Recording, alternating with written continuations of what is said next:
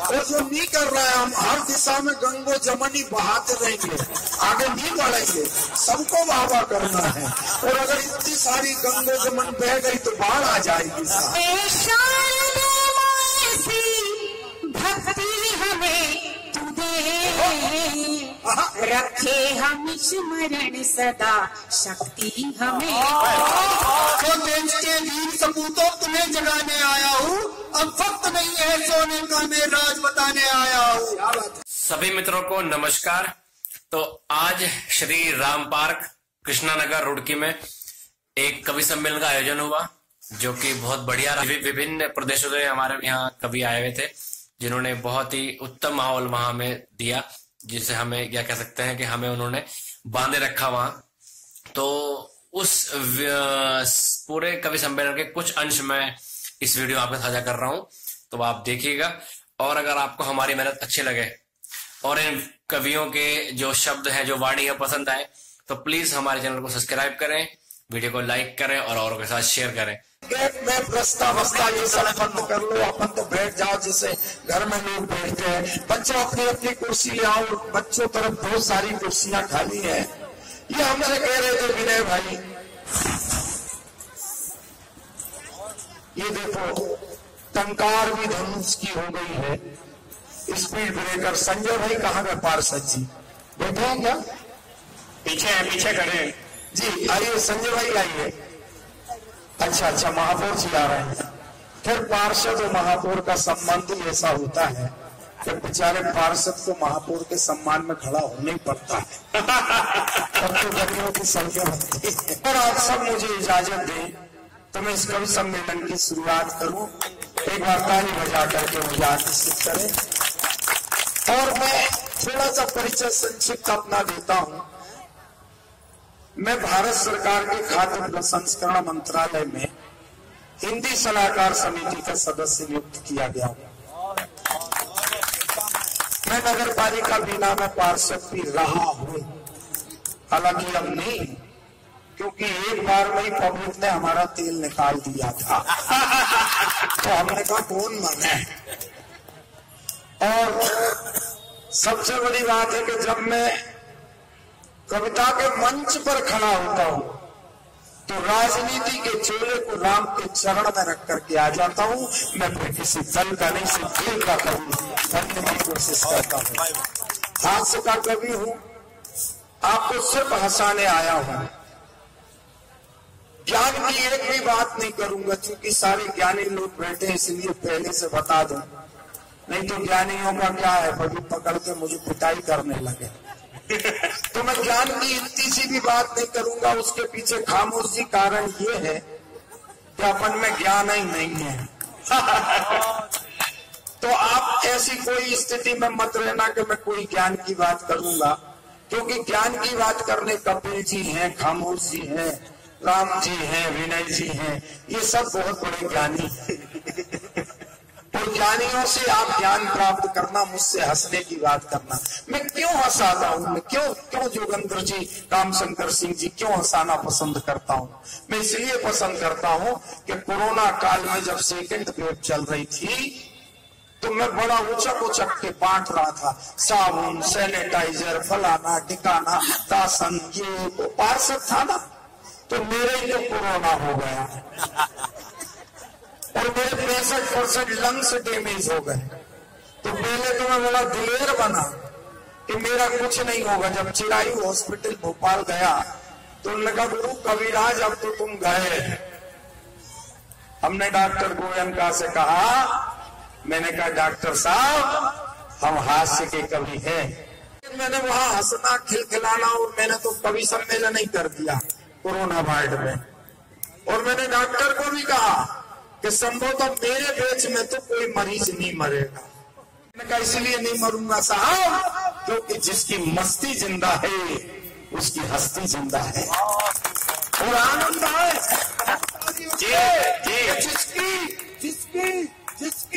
जिसकी मस्ती जिंदा नहीं है वो तो जबरदस्ती जिंदा है। ये स्थितियां ऐसा मस्ती को जीवन में जिंदा रखी, पता नहीं कौन का भूज कब उड़ जाए। कोरोना की 3 लहर आई, चौथी लहर में कौन बचे नहीं बचे। 4 पंक्तियों से बात शुरू करता हूं साहब। मेरे पास गला नहीं है। गला इसलिए नहीं है कि मैं कवित्री नहीं हूं। गला लता शबनम जी के पास है, मेरे पास तो गाना है। और खुल के मुस्कुरा लेना, हंस लेना साहब। रुलाने को तो हमारे रिश्तेदार ही काफी है, हंसाने की बात कौन करता है। और अगर हंसने का अवसर इस पूरी टीम ने, राम जी ने, विनय जी ने और आप सब ने मिलकर के ये यज्ञ हिंदी का आयोजित किया है, तो आज इतना हंस लेना कि साल भर का कोटा तो हमारा कंप्लीट हो जाए। मैं कोशिश करता हूँ आपको हंसाने की, हालांकि कुछ लोग नहीं हंसते। कितनी भी मेहनत करो, उसके पीछे कारण उनका दोष नहीं है, वो डिफेक्टेड पीस होते हैं, कभी कभी गलती से चौड़ा हो जाते हैं। तो अब अपने बगल में चेक भी करना कि ऐसा कौन सा डिफेक्टेड पीस फंस गया है। कई लोग होते ना, उनको आड़ा डाल के गुदगुदी करो तो नहीं हंसे। तालियां सब लोग बजाएंगे तो ये कवि सम्मेलन ऐतिहासिक हो जाएगा। मैं 4 पंक्ति पढ़ता हूँ और मेरी शैली है कि साहब अगर एक एक पंक्ति आपके हार्ट को टच करे, दिल को छुए, तो वाह करना, जबरदस्ती की मत करना। और मैं ऐसे हाथ करूं, आपको पहली लाइन खत्म होगी, वाह वाह करना है। दूसरी लाइन पे फिर ऐसे हाथ करूंगा, आपको वाह वाह करना है। तीसरी पे फिर ऐसे हाथ करूंगा वाह वाह, और चौथी पे यूं करूं और चौथी पंक्ति पढ़ूं तो ताली बजा करके वाह वाह करना। ये मैं इसलिए कर देता, पता नहीं बाद में आपने करी नहीं करी। तो एक बार सब लोग बोले वाह वाह। अगर आप में से कोई ने नहीं करी तो मैं बाबा हो जाऊंगा, तो मुझे बाबा होने से आपको बचाना। वाह। मैं पंक्ति पढ़ता हूँ और कोशिश ये करना कि ताली बजाना, तो ये ठंड जो लग रही है वो ठंड गायब होगी, ब्लड प्रेशर बढ़िया रहेगा, आंखों की रोशनी बढ़ेगी, ये सब कुछ होगा। मैं पंक्ति पढ़ता हूँ, वाह वाह करना कि हर दिशा में बहा देंगे गंगो चमन। मैंने इतना समझाया था, एक बार फिर से बिल्कुल बाबा सबको करना है। आप देखना कैसे जुड़ जाएंगे। ऐसे नहीं लगेगा कि हम ऊपर और आप नीचे बैठे हैं, ऐसा लगेगा परिवार में बैठे। करना बाबा कि हर दिशा में बहा देंगे गंगो चमन। तो खूब बाबा करना है, क्योंकि आप सबसे अच्छी कुर्सी पे बैठे हैं, कमर को बहुत आराम मिल रहा है। तो आप सबको वाह करना है कि हर दिशा में बहा देंगे गंगो चमन। और जो नहीं कर रहा है, हम हर दिशा में गंगो चमन ही बहाते रहेंगे, आगे नहीं बढ़ेंगे। सबको वाह करना है। और अगर इतनी सारी गंगो चमन बह गई तो बाढ़ आ जाएगी साहब। इसलिए सब बोलो ताकि भाई रुक जाए। मैं फिर पढ़ता हूँ कि हर दिशा में बहा देंगे गंगो चमन।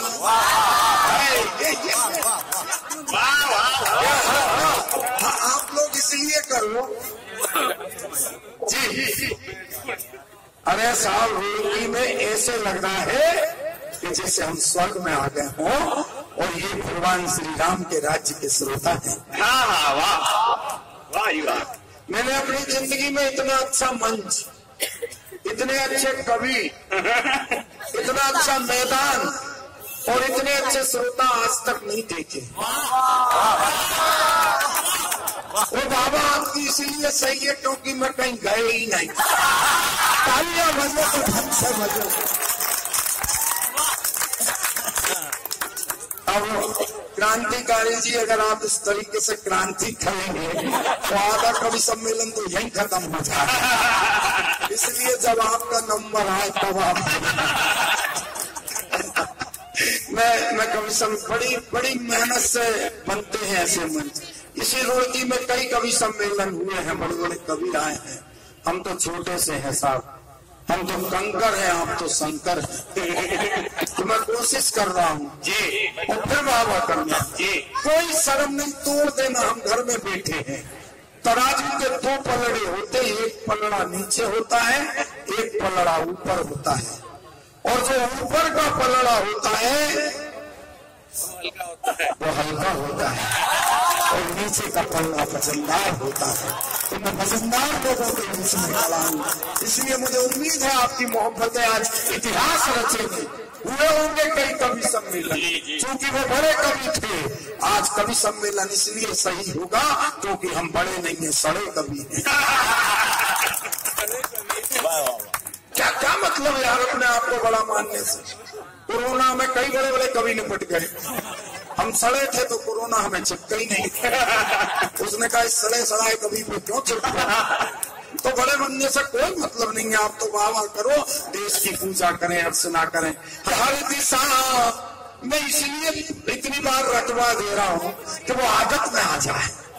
हर दिशा में बहा देंगे गंगो चमन। ये आप कह रहे थे आप कह रहे थे 100 श्रोता नहीं है, ये 10,000 का काम। अरे वाह, क्योंकि यहाँ का एक एक श्रोता 100 श्रोता के बराबर है। प्रणाम करता हूँ। हर दिशा में बहा देंगे गंगो चमन और रक्त से अपने हम सींच देंगे चमन। रक्त से अपने हम सींच देंगे चमन। हम जिएंगे मरेंगे तुम्हारे लिए। वाह, हम जिएंगे मरेंगे तुम्हारे लिए। आए वतन तुमको सो नमन। आए वतन सो नमन। बढ़िया, ये माला वाला डालते जाओ। आ गई है, पैसा लग ही गया है। डालोगे तो हमारी इज्जत बढ़ जाएगी, नहीं डालोगे तो सुबह कचरे में सब जाएंगे।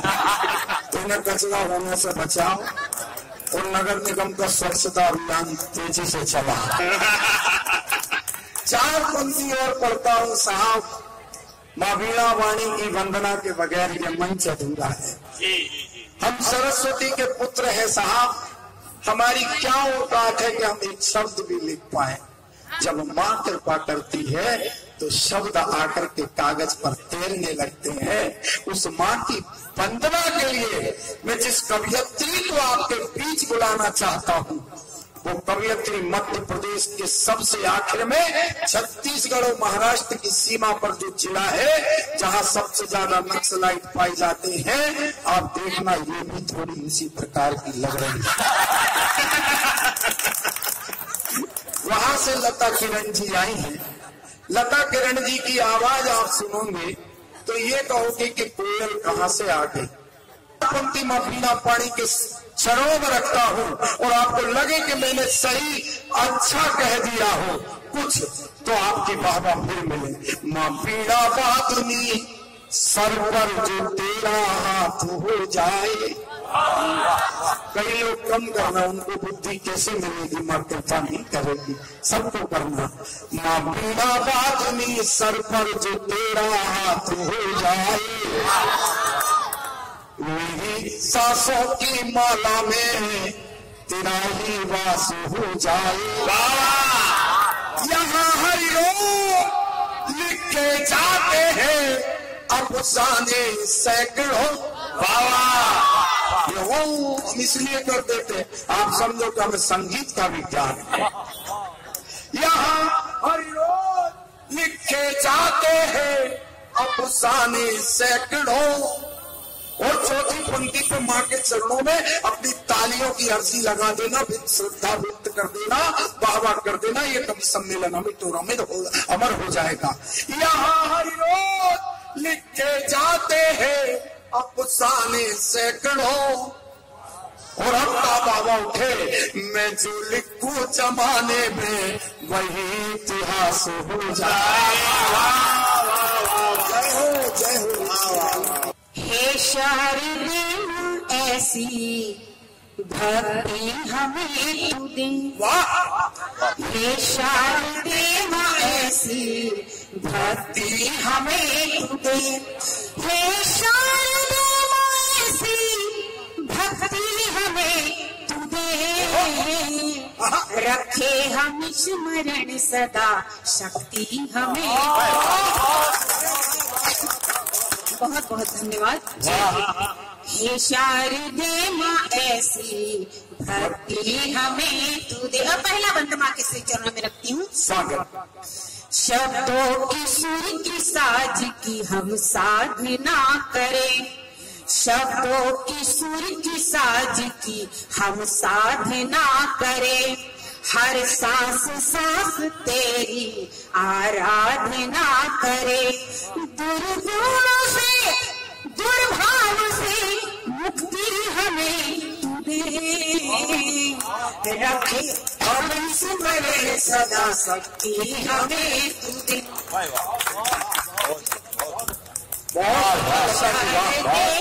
ऐसी भक्ति हमें तू दे। और दूसरा बंद माँ के श्री चरणों में रखती हूँ। आइए इस बंद के माध्यम से कुछ मांगना चाहती हूँ माँ से, कुछ आपके लिए कुछ मेरे लिए। स्वागत देवता जी। भावों में भावना में हर गीत में है तू, क्या कहते? भावों में भावना में हर गीत में है तू, हो वाद्य कोई भी पर संगीत में है तू, क्या बात? हो वाद्य कोई भी पर संगीत में है तू, क्या सच कर सके हम व्यक्त वो हमने तुम्हें, सच कर सके हम व्यक्त वो शक्ति हमें दे, रखे हम स्मरण सदा शक्ति हमें दे। क्या कहने? वाह। और अंतिम बंद माँ के श्री चरणों में रखकर विदा लेती, जोरदार ताली से विदा कीजिएगा। स्वागत है। वीणा के तार तार के झनकार हमें दे, वीणा के तार तार के झनकार हमें दे, शब्दों के साथ सुर के साथ प्यार हमें दे, श्रद्धा के भाव मन में रहे वो भक्ति हमें दे, श्रद्धा के भाव मन में रहे भक्ति हमें दे, रखे हम स्मरण सदा शक्ति हमें दे। बहुत बहुत शुक्रिया। वरना गाने तो ऐसे से आगे मैं आपको बताऊं सुना तो दिमाग खराब हो जाता। अब एक गाना आया है, तेरी झलक का सरफी श्रीवल्ली में नाम गद बर्फी। है क्या इसमें? है क्या? मेरे बेटे ने मुझसे कहा पापा यार तुम कभी हो, हमने कहा है तो बोले इसका अर्थ बताओ। अरे मैंने कहा मेरे बाप नहीं बता पाए। बोले क्यों? अरे हमने कहा उसमें तमिल है, कन्नड़ है, उड़िया है, दुनिया के शब्द घुसे, मैं हिंदी का पुजारी, तू मेरे से क्या अर्थ बता। बोले आग काय के कभी, मुझे तो बात कहने में भी शर्म आ रही। तुम इतने से सड़े गाने का अर्थ नहीं बता पा रहे जिसको पूरा देश गा रहा है। हमने कहा साहब बेटा जिसको देश गाता उसका अर्थ हम क्या बता सकते हैं। बोले नहीं तो मुझे तो शंका है तुम कभी नहीं हो। हमने कहा फिर बताना पड़ेगा, इज्जत में दाग लग जाएगा नहीं। बस इसी ये वेदना सहनी पड़ती है भैया, ये सहना पड़ती है वर्मा जी। बच्चे कहते, मैंने फिर उसको अर्थ बताया। मैंने कहा बेटा उस गाने में जो लिखा है उस कवि ने कहा है कि तेरी झलक असर भी श्रीवल्ली के यहाँ रिसेप्शन में दिखी तो थी। कहा कि और मजबूत करना, ये असर भी भाई तेरी झलक श्रीवल्ली के यहाँ रिसेप्शन में दिखी तो थी, मगर तुम चल भी गया। वो बाद में जो बेसन के लड्डू की मगज की ले आई थी, बर्फी आई थी, तू तो खाई नहीं पाई। ये करना पड़ता और इनसे हर्ष पैदा हो जाता है कि देश की खातिर मर मिटने की चाह है मेरे सीने में। अगर पंक्ति लगे कि मैंने घंटी कह दी, ये राष्ट्रभक्तों की फौज बैठी है, इनके समक्ष बात कर रहा हूं, और उसे इसलिए भी उतना ही मिले कि देश की खातिर मर मिटने की चाह है मेरे सीने में। अरे मातृभूमि के पावन रज की गंध है मेरे पसीने में। होता बाबा कमजोर है, देश की खातिर मर मिटने की चाह है मेरे सीने में। मातृभूमि के पावन रज की गंध है मेरे पसीने में। और इस हद तक दीवाना हूँ मैं यारों अपने देश का। अगर बात पहुंचे तो चौथी पंक्ति में घनघोर ताली उठे। इस हद तक दीवाना हूँ मैं यारों अपने देश का कि चीर के देखो लिखा मिलेगा भारत मेरे सीने में। देश के वीर सपूतों तुम्हें जगाने आया हूँ। उठो देश के वीर सपूतों तुम्हें जगाने आया हूँ। अब वक्त नहीं है सोने का मैं राज बताने आया हूँ। अत्याचार की पराकाष्ठा पानी सर से पार हुआ। जमाना होने का तू भगवे के लोग से सिंधु सास हुआ। दुश्मन की भागी दुश्मन पर शिवाजी बनकर प्रहार करो। परशुराम का परसा उठा लो और दुश्मन पर वार करो। जय श्री राम, जय श्री राम। संतों पर जो हाथ उठे वो हाथ काट ले। उठो देश के वीर सपूतों तुम्हें जगाने आया हूँ। कब तक मैं साधु को मरता, कब तक नरसंहार बर्दाश्त करूं, तब तक मौन खड़ी खाकी को देखूं और देश अपना बर्बाद करूं। निर्लज्ज राक्षसी प्रवृत्ति ने निर्दोषों का नरसंहार किया। मूर्ख दर्शक खड़े रक्षक मानवता का नाम विचार किया। और वर्षे की धर्मात्मा से मैं धर्म सिखाने आया हूँ। उठो देश के वीर सपूतों तुम्हें जगाने आया हूँ। वाह वाह वाह वाह भाई वाह राम जी वाह। बहनें हमारी जो विराजमान है एक ऐसे लग रही है जैसे पूर्णमासी का चांद हो। एक ऐसे लग रही है जैसे अमावस्या आ गई। लेकिन सबके अपने रंग है। महत्व पूर्णमासी का भी है, महत्व अमावस्या का भी है। अगर पूर्णमासी नहीं होगी तो अमावस्या नहीं होगी, और अमावस्या नहीं होगी तो पूर्णमासी नहीं होगी। साहब राम मंदिर के मैदान में एक इतिहास बने कि हमने पूरे महीने का आनंद उठाया। एक तरफ पूर्णमासी और दूसरी तरफ अमावस का चांद। मैं चाहता हूँ हमारे बीच में बहन पूजा अरोड़ा जी है। श्रृंगार की मुझे लगता है कवित्री है वो। मैं पूरे सम्मान के साथ उन्हें आमंत्रित करना चाहता हूँ। पंक्ति पढ़ता हूँ और आप वाहवा करना, सब लोग वाहवा करना। मैं पढ़ता हूँ कि हादसों की जद पे है। बहुत बड़े शायर की पंक्तियां हैं जो बड़े अच्छे राष्ट्र के लिए भी लिखते हैं। मैं हर शायर की कदर नहीं करता, लेकिन जो मेरे देश की कदर करता है वो शायर हो चाहे नहार हो, हमारी कदर करते हैं। कि देश की खातिर हादसों की जद पे है तो मुस्कुराना छोड़ दें, बाबा करो। आइए ये करते रहो तो हमारी भी बैटरी चार्ज बनी रहेगी। कि हादसों की जद पे है तो मुस्कुराना छोड़ दें, या जलजलों के कोप से हम घर बनाना छोड़ दें। हादसों की जद पे है तो मुस्कुराना छोड़ दे, या जलजलों के खौफ से हम घर बनाना छोड़ दे। अरे प्यार के दुश्मन तू प्यार से कहकर तू देखना साहब। अगर मैंने कहीं ना कहीं हुंकार वाली बात की हो और स्वाभिमान की बात कर रही तो ताली उठे उस शायर के लिए कि प्यार के दुश्मन प्यार से कहकर तू देख। अरे एक तेरा डर ही क्या, हम तो जमाना छोड़। वाह वाह वाह।